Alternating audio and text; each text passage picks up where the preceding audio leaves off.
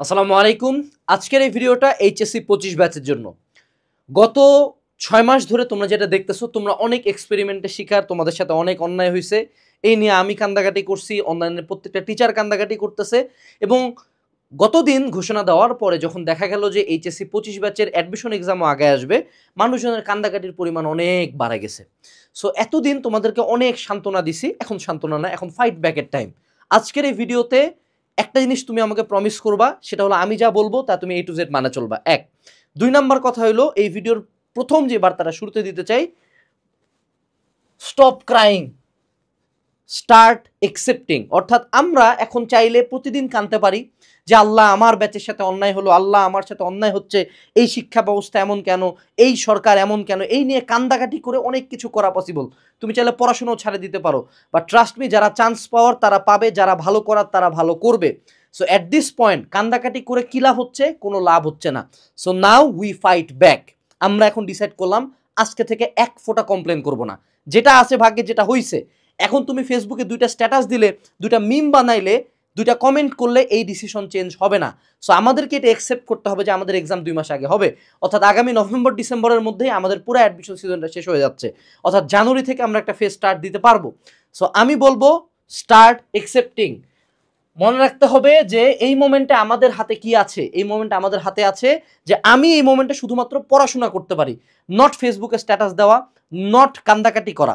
So আমরা এখন decide করব, এখন প্ল্যান করব যে এই অবস্থাতেই কি করা যাইতে পারে।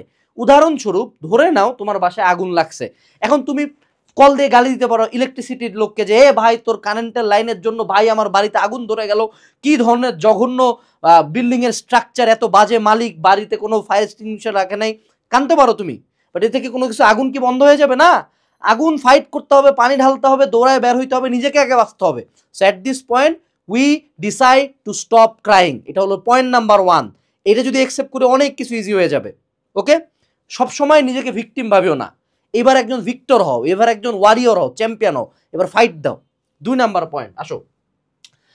যেহেতু আমাদের 2 মাসের আগে এক্সামটা হচ্ছে, সেহেতু আমাদের প্রথম কাজ হলো আগামী নভেম্বর মাসের মধ্যে আমাকে সম্পূর্ণ পড়াটা, আমি মেডিকেল করি, ভার্সিটি করি, ইঞ্জিনিয়ারিং করি, সি করি, ডি করি, যেটাই করি, আমার পুরো পড়াটাকে আগামী নভেম্বর মাসের মধ্যেই শেষ করতে হবে। কোনো কথা নাই, ইফ নাই, বাট নাই, আমাকে কমপ্লিট করতে হবে। দ্বিতীয় যে পয়েন্টটা, সেটা হলো যে দেখো, মনে রাখবা তোমার প্রথম যে ভর্তি পরীক্ষাটা তুমি দিবা, majority of the time that would be DU, Dhaka বিশ্ববিদ্যালয়। ঢাকা বিশ্ববিদ্যালয় এক্সাম যেদিন তুমি দিয়ে আসলা, তারপরে তোমার ভর্তি পরীক্ষা 4 মাস এক্সটেন্ড হইতে পারে, ডাজেন্ট ম্যাটার। তোমার প্রথম ভর্তি পরীক্ষার পরে একটি দিনও তোমার পড়া হবে না, আমি এটা ইনশাল্লাহ তোমাকে গ্যারান্টি দিচ্ছি। কোনো দিন কেউ পড়তে পারে না, এরপর থেকে শুধুমাত্র রিভাইজ হয়। সো প্রথম ভর্তি পরীক্ষার আগে পর্যন্তই কিন্তু আমাদের পড়ার টাইম। সো এতদিন যারা ধীরে সুস্থে গা গতর একটু রেজাল্টটা হলে পড়বো, অক্টোবরের 15 তারিখে রেজাল্ট, সেই অপশন তোমার হাতে নাই। পাগলা কুত্তার মতো পড়তে হবে এখন, কোনো ডান বাম দেখা দেখি নাই। অর্থাৎ মনে করো এমন জোরে দৌড়াবা, পিছনে কে, ডাইনে কে, বামে কে, রাস্তার মধ্যে কি কিছু দেখবা না, শুধু দৌড় হবে। মনে রাখবা, ধরে নাও তোমার পিছনে কুত্তা লাগছে, তুমি কি দেখো, তুমি কি টেকনিক ইউজ করা গাও না, তুমি দৌড়াও। যতক্ষণ পর্যন্ত কুত্তা তোমার পিছিয়ে দৌড়ায় তুমিও দৌড়াও, এক্স্যাক্ট সেম চিট। প্রথম অ্যাডমিশন পর্যন্ত দৌড়াইতে হবে এবং যত দ্রুত সম্ভব সিলেবাস কমপ্লিট করতে হবে এখন, যত দ্রুত সম্ভব, যত দ্রুত সম্ভব। এবার আসো, go for your own effort. এটা বুঝো, go for your own effort, stop crying. মানেটা কি ভাইয়া? সেটা হলো যে এখন আমাদের কোচিং সেন্টারগুলা, আমাদের প্ল্যাটফর্মগুলা, আমাদের ভাইয়াগুলা, স্পেসিফিক্যালি যারা অফলাইনে এবং অনলাইনে বিভিন্ন লাইভ ব্যাচে রুটিন অনুযায়ী আগাচ্ছ, তারাও এখন হয়তো বা নড়ে চড়ে উঠছে। বাট তারা কি করবে? আগামী অক্টোবর, নভেম্বর, ডিসেম্বরে ধরো পরীক্ষার 7 দিন বা 10 দিন আগে সিলেবাস শেষ করবে। দে ডোন্ট কেয়ার যে তোমার পড়া হইলো কিনা, কারণ তাদেরও তো একটা হিউম্যান লিমিটেশন আছে। তারা চাইলে তো একদিনে 3টা ক্লাস দিতে পারতেছে না। বাট ইউ ইয়োর সেলফ, তোমার উপর তো দায়ভার আছে। তুমি যদি তোমার পড়াশোনা, মনে রাখতে হবে নিজে যতটুকু পড়বা ততটুকুই বেস্ট। এই মোমেন্টে তোমার প্রথম করণীয় হলো 1 নাম্বার যাওয়া হলো রেকর্ডেড কোর্সে মুভ করা, 1 নাম্বার কাজ। কারণ তুমি লাইভ ব্যাচের সাথে আগাবা না কেন? অবশ্যই আগাবো, ওখানে তো পড়া বাদ দিব না, কোচিং যাওয়াকে অফ করা যাবে না, ওটা করতে হবে। বাট ব্যাকএন্ডে নিজেকে পড়তে হবে রেকর্ডেড কোর্স থেকে। দিনের 4 থেকে 5 ঘন্টা বাড়িতে টাইম বের করবা, এই টাইমে রেকর্ডেড ক্লাস করে করে নিজেকে বাসায় বসে পড়তে হবে। 2 নাম্বার, বই বের করবা, যেগুলো এমন বই পড়বা যে বই সাইজে ছোট। এতদিন তার টাইম বড় ছিল, মনে হচ্ছিল মার্চে ভর্তি পরীক্ষা চলে যাবে, ধীরে সুস্থে পড়ছো, বড় বড় বই কিনছো। এখন যেই বই মার্কেটে সবচেয়ে ছোট সেই বই কিনবা। তৃতীয় যে পয়েন্ট, ডিক্লাটারিং। এখন কোনো শিট পড়া যাবে না, কোনো শিট রাখা যাবে না। অর্থাৎ আগে যেমন ছিল যে আমি এই বইটা থেকে 2টা পেজ পড়ছি রেখে দিয়েছি, এই নোট ভাইয়ার 2টা ক্লাস ভালো লাগছে রেখে দিয়েছি, সব বাদ। দরকার হলে কোনো কিছু টাকা দিয়ে কিনলো, ওটা বাদ। আমার এখন স্পেসিফিক্যালি যে কয়টুকু জিনিস লাগবে এবং যেতটুকু না পড়লেই নয় সেটা পড়ে আমাকে নভেম্বরের মধ্যে প্রিপারেশন নিয়ে ফেলতে হবে। ঠিক আছে, নভেম্বরের মধ্যে প্রিপারেশন নিয়ে ফেলে নভেম্বরে যেয়ে আমরা গ্যাপ ফিলিং করতে পারবো, কোশ্চেন সলভিং করতে পারবো, অ্যানালাইসিস করতে পারবো, অনেক কিছু করতে পারবো। বাট যদি আমার সিলেবাসই পরীক্ষার 7 দিন আগে শেষ হয়, তখন কখন পড়বো কোশ্চেন ব্যাংক, কখন করবো গ্যাপ ফিলিং, কখন নিজের উইক পয়েন্ট নিয়ে কাজ করবো, বুঝতে হবে। এবং লাস্ট বাট নট লিস্ট, সেটা হলো একটা ডেডলাইন বেসড রুটিন লেখো, যে আজকে অক্টোবর 5 আইজ হইল গিয়া আমাদের পদার্থের গাঠনিক ধর্ম আর কেমিস্ট্রির হইল গিয়া অর্থনৈতিক রসায়ন পড়ব। এবং অক্টোবর 5-এ যদি রহিম, করিম, সেলিম যেটাই তোমার নাম হোক, ও যদি টেবিলে বসে এবং মহান আল্লাহ তাআলা যদি মৃত্যু না রাখে, ও টেবিল থেকে ওইটা শেষ করে উঠবে। এই মেন্টালিটিতে পড়তে হবে। অ্যান্ড জীবনে কেউ পড়তে যায় মরে নেই, এটা হলো রিয়ালিটি। সো যখন তোমার মেন্টাল অ্যাসপেক্টটা তুমি ওইভাবে সেট আপ দিবা, তুমি অটোমেটিক্যালি ওই জিনিসটা কমপ্লিট করে ফেলবো, তোমার ব্রেন ওটা এনশিওর করবে। ঠিক আছে, এইবার আসো রেকর্ডেড প্রোগ্রাম। অনলাইনে অনেকে রেকর্ডেড প্রোগ্রাম বেচে না, অনলাইনে একমাত্র রেকর্ডেড প্রোগ্রাম বেচে হলো হালকেনস্টাইন। সো আমাদের ভার্সিটি মেডিকেল ইঞ্জিনিয়ারিং এর একটা কোর্সের কোনো ক্লাস তুমি বলবা না যে লম্বা। আমরা সবচেয়ে কম্প্যাক্ট ফর্মে ক্লাস বেচি এবং আমাদের কোর্সের প্রত্যেকটা থেকে কমন ইনশাল্লাহ আসবেই। আগের বছরের ভিডিওগুলো দেখো 75% আছে এগুলো থেকে। তুমি বলবা যে কোন পাবলিকেশনের বই সবচেয়ে ছোট, তোমাকে দেখাই। এটা হলো পুরা ঢাকা ভার্সিটি ইউনিট, যে কোনো ভার্সিটি ইউনিটের কেমিস্ট্রি এটার এইটুক তুমি দেখবা বিডি ইউনিটের বাংলা ইংলিশ জিকে মিলায় এইটুক 3টা বই মিলায়। সো তুমি কিউএনএ পাবলিকেশনের বইগুলা আজকে অর্ডার করবা, তুমি হইল গিয়া অ্যাডমিশনের কোর্স আজকে কিনবা। এবং আমাদের কোর্সের জন্য কখনো ফেসবুকে ঢুকতে হয় না, তুমি কিউএনএর জন্য একটা কুপন নাও, কিউএনএ, এটা হলো অ্যাডমিশন কার্নিভেলের কুপন, রকমারি থেকে অর্ডার দিবা।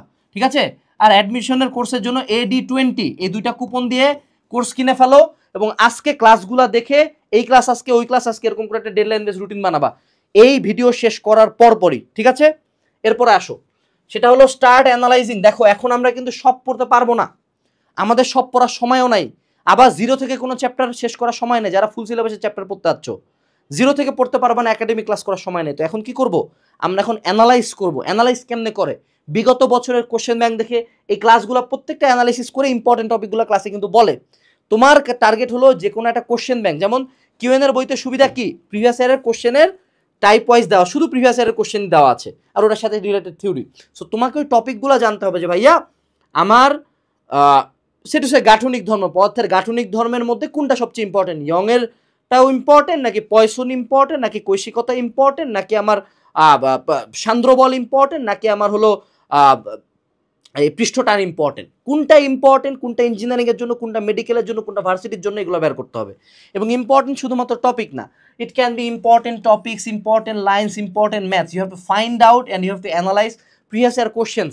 কারণ এতদিন আমার হাতে সময় ছিল, আমি চাইলে একটা বই প্রতিটা টপিকই ডিটেলসে পড়তে পারতাম। এখন যেহেতু সময় নাই, I have to start selecting and filtering topics, যে কোনগুলো আমি পড়ে যাব ম্যান্ডেটরি আমার।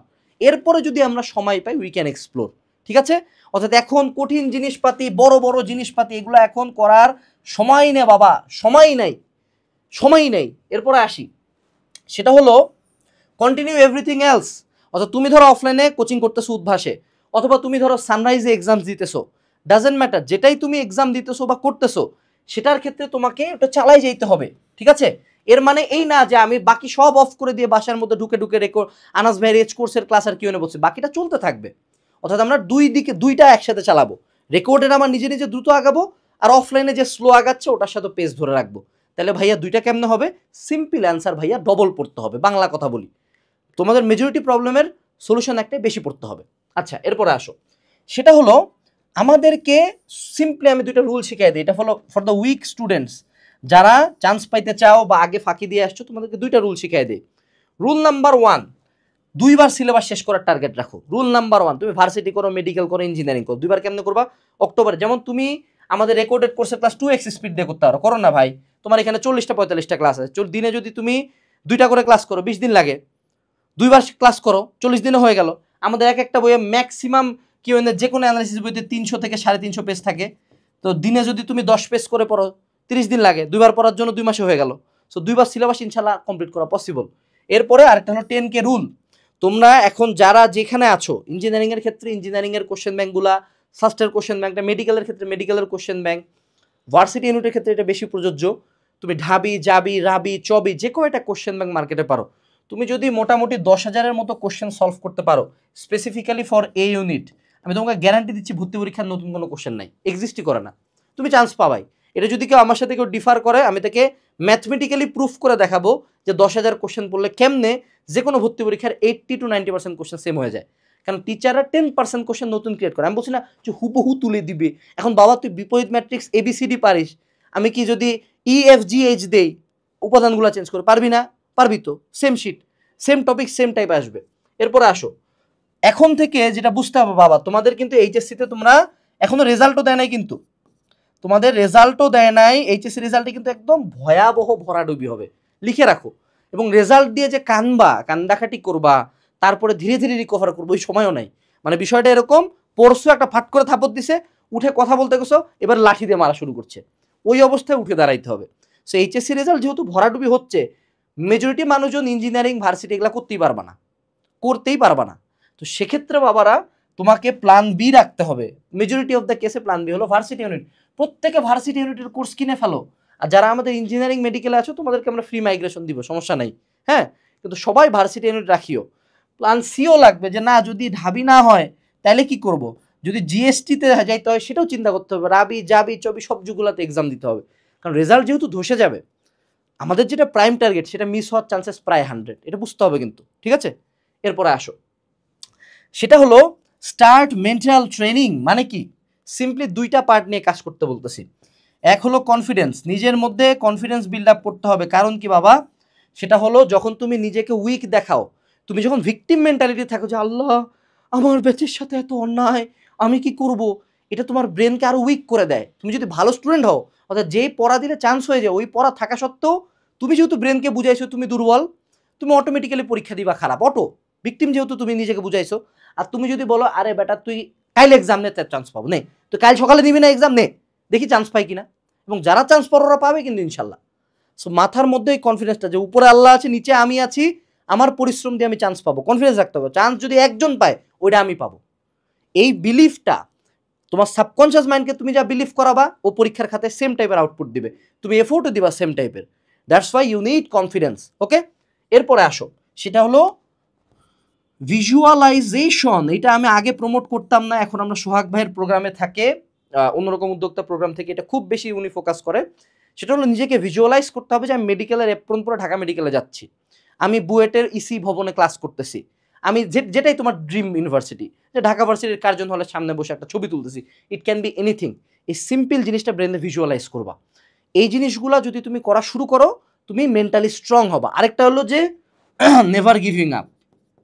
ধরে নাও যে তোমার এইচএসসিতে 4 পয়েন্ট আসে গেছে, 3 পয়েন্ট আসে গেছে, তাও পড়া চালায় যাবা, কানবা না, হার মানবা না। যেমন সামনে আরও কি যে আসতেছে তোমাদের ব্যাচের জন্য, I don't know. At this point তোমরা জাস্ট লিটারেলি মনে করো তোমাদের দিকে বোমার উপরে বোমা মারা যাচ্ছে, কিছু করার নাই, আমরা গিভ আপ করবো না ইন দ্য ফার্স্ট প্লেস। এই 3টা জিনিস নিজের মধ্যে কাল্টিভেট করো, মেন্টালি স্ট্রং থাকলে বাকি দৌড়টা তুমি দিতে পারবা। যেমন আমি তোমাকে একটা চ্যালেঞ্জ দিই, তুমি কিউএনএ পাবলিকেশন, যেমন আমার এখনও খেয়াল আছে, আমি একটা কোশ্চেন ব্যাংক একদিনে শেষ করতাম। এটা যদি আমার ব্রেনের উপর মানে একদম ব্রেন ফ্রাই করে দিত, একটা না 18-20 ঘন্টা আমি বসতাম, যতক্ষণ না হয় ততক্ষণ উঠবো না। হ্যাঁ, এর মধ্যে হয়তো বা খাওয়া দাওয়ার জন্য একটু উঠলাম, দ্যাটস ইট। বাট একটা বই তোমার শেষ করতে 300 পেজের বই, তুমি যদি চাও, if you pressurise your brain enough, if you are obsessed enough, তুমি একটা কিউএনএ পাবলিকেশনের বই শেষ করতে তোমার 1 দিন লাগবে, সর্বোচ্চ 2 দিন। এই ফোর্সটা একটু দিয়ে দেখো দেখি। একবার যখন তুমি দেখবা যে হ্যাঁ হ্যাঁ আমার 100% তো পুরো মাল একটা জিনিস রে ভাই, আমি যদি 100% অবসেসড হয়ে যাই সেই জিনিস, তুমি এটা বারবার দিতে থাকবা। You need this mentality. এরপরে আসো, লাস্ট একটা লাইন দিয়ে শেষ করি। এইচএসসি 25 ব্যাচ, আজকে থেকে লাইফটা চেঞ্জ হবে। কিন্তু মনে রাখবা, লাইফে কারা জিতে জানো? লাইফে কারা জিতে? Those who don't complain and start taking action. তোমাদের ব্যাচকে সবাই হায় আল্লাহ বোর্ড খুব খারাপ, হায় আল্লাহ সরকার খুব খারাপ, হায় আল্লাহ এই ব্যাচটার সাথে কিছু হচ্ছে, এগুলা নাটক তো আমরা 6 মাস করলাম। বোর্ড আমাদের দিকে তাকাইছে না, সরকার আমাদের দিকে তাকাইছে না, ভর্তি পরীক্ষা কমিটি আমাদের দিকে তাকাইছে না, সবাই আমাদের প্রতি খুবই রুক্ষ, খুবই রূঢ়, আমাদের প্রতি অন্যায় হচ্ছে। তুমি কি করবা? Fight back. আজকে থেকে নিজেকে প্রমিস করো, তুমি যাতে দাঁড়ায় বলতে পারো যে আমার ব্যাচের সাথে এতটা শিট হইছে, তারপরও চান্স পাই দেখা দিছি, যা নে চান্স পাইছি, একটাতে না তিনটাতে পাইছি, নে আয় এবার। That's the mentality you need. আমি এতদিন তোমাদের হয়ে অনেক কথা বলার চেষ্টা করছি, বাট অ্যাট দিস পয়েন্ট তোমাদের বড় ভাই হিসেবে আমার দায়িত্ব তোমাদেরকে সাহস দেওয়া, শক্তি দেওয়া। দৌড়াও যতটুকু পারো, ইনশাআল্লাহ আনাস ফেরদৌস, হালকেনস্টাইন এবং আমরা সবাই এবং মহান আল্লাহ তাআলা তোমার সাথে আছে। আসসালামু আলাইকুম। আমাদের সকল কোর্সের লিঙ্ক এবং সকল বইয়ের লিঙ্ক ভিডিও ডিসক্রিপশন বক্সে পাওয়া যাবে। টাটা।